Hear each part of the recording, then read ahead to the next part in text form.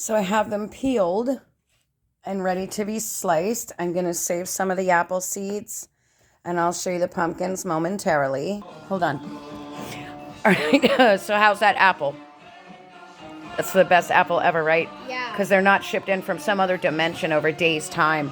They're straight from the apple orchard. I've been wanting to say that so bad. So they're peeled, cored. I don't have an apple corer. Most people don't. So I don't trip about it. I just do it old school. Watch out, there's a knife right here, my beautiful. A bunch of apple pieces. Yeah, and so I have way more than 3 pounds of apples. So of course that we're going to be making much more than just apple pie and apples. We're making applesauce, apple pie, and apple bread from some of our applesauce. So that's 3 things we're making with apples. Yes.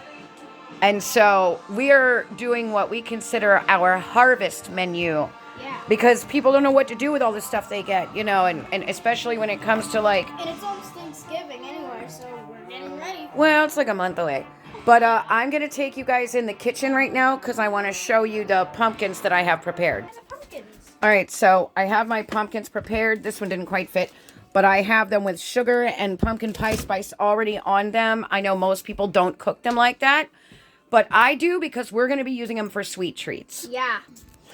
So I put them in the oven. I lightly covered them with foil, and those are going to be in there for about an hour. It smells so good that I want to taste it all. So Lily is going to gently stir these. We have some ginger, nutmeg, cardamom, vanilla, pumpkin spice, so that we have extra, and cinnamon, and vanilla, so that we can make sure that it's got a good extra flavor because we're making sweet treats with it. We're going to let it cook down for about an hour. Go ahead and start gently stirring very carefully. How do you do it? You just gently stir. Here, wait a minute. Like this. Gently like this. Don't let it flip out of the pot. Can you do that? I'm going to add a little bit more water because we don't want it full of water where they're boiling in it. We just want it where they're covered with water. It's okay. Gently stir. Okay, let's see. That should be about enough water. Let me help you just a little to make sure. Let me see what it looks like here. And what I do when I season it with my spices, I just make a light layer over the top, not even covering the whole top, but most of it. And then I know it's enough. That's how I was taught. I don't do exact measurements. That smells phenomenal. Give it a gentle stir a little bit more. I'm going to add just a touch more water so that it's covered. And there we go. Because we don't want it like drowning in water. We just want we want our apples covered in water. All right, so now we're just separating the seeds. I'm doing the apple ones while she's doing the... Yeah, she's taking apple seeds out so that we can keep them in this little container, as I mentioned before.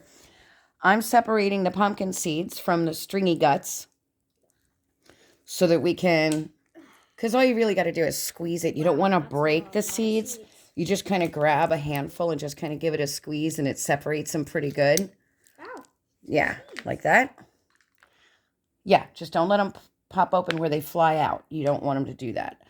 And I don't want to destroy these seeds because I am going to use some to sow a few and grow some pumpkins if we can. We're going to work on not just for our own harvest, yes, and apple trees, but we're going to be also doing it for a homeschool project because it's wonderful to learn to grow things yourself. It's such an amazing lesson of life itself. Like the Lord, when he's tending the garden of our souls and stuff, right? The harvest of souls. Yeah. And after the seeds are sown, he's like the gardener, he's the vine dresser. And there's so many amazing lessons of God that we can get out of growing our own food and learning to sprout seeds and into trees and foods and flowers. And it's really therapeutic for me. Honestly, this is therapy for me because I can get lost in cooking and kind of get my mind off of all the bad stuff, right, Lily? Yeah. And when we're done, we have this amazing creation like God does. Yeah. You know what I mean? And everything is better homemade. Like those apples, there's a couple of them that, wow, I mean, my goodness, if we'd have let them ripen a little longer, they'd have been applesauce already. But they were just so good. They're so perfect. And so we want to sow those seeds, and we want to have that really healthy homemade food. They didn't come in, like I joked about, from some other dimension, being shipped in for days and, half dead by the time we get them at the grocery store. There you are. And we get the satisfaction of knowing that we did it ourselves, and that God was able to teach us a whole new skill and show us about his parables of seeds and the vine dresser. Like the mustard seed. And the mustard seed and the grower. Yes, and the mustard seed of faith. Oh, I love it. Oh, she's my girl. I can't get this one. Well, then the ones that are too hard to break, you just skip over, and I'll help you with those in just a minute. Yeah. Oh, there's a seed. How did you get out? Good job, honey. I saw one of them on the little board. I'm going to pause this for now because I do need both hands. I'm just showing you guys a little of what we're doing right now and how easy it is for you guys to do it at home. Yes, it's time consuming, but that's the goal. We are homeschoolers, and being disabled and homeschoolers, we have enough time on our hands. And I suggest everyone start making that kind of time, because you can spend also a lot of wonderful quality time with your children instead of them being in the presence of teachers and institutions and doctors and who knows what else. It's a wonderful way to spend quality time with your family. It's a wonderful way to spend quality time with God. It's a wonderful way to reflect and meditate on the Word of God, and just kind of listen for his voice and let him walk you through some of those passages about all the different things about seeds and growing and planting and gardening and vine dressing and pruning. Because as these things grow into larger plants, like for example, what Lily said, the mustard seed. I don't know if you guys know this, but a mustard seed grows into one of the biggest trees in the world. It's about the size, actually it is the size of a small house. And I do have a jar of mustard seeds if you guys would like to take a look. I was about to say that. I will, yeah, hold on. Okay, so here's the innards from the pumpkin and the apple cores and peels. I'm going to be giving those to the wildlife. Here's our apple seeds from several different of those apples. And here are my pumpkin seeds. I'm just kind of rinsing them. I do have a steamer strainer in here. But I'm just going to be giving them a little bit of a rinse to get the rest of the stringy stuff off. And I'm just going to be spreading them on here to let them dry. Most of them will be toasted, like I said, but not all of them. Some of them will be for planting, so we can work on our lessons of sowing and reaping and the mustard seed of faith and the gardener of, the Lord, the vine dresser, and all the different parables about sowing seeds in fertile ground and all that.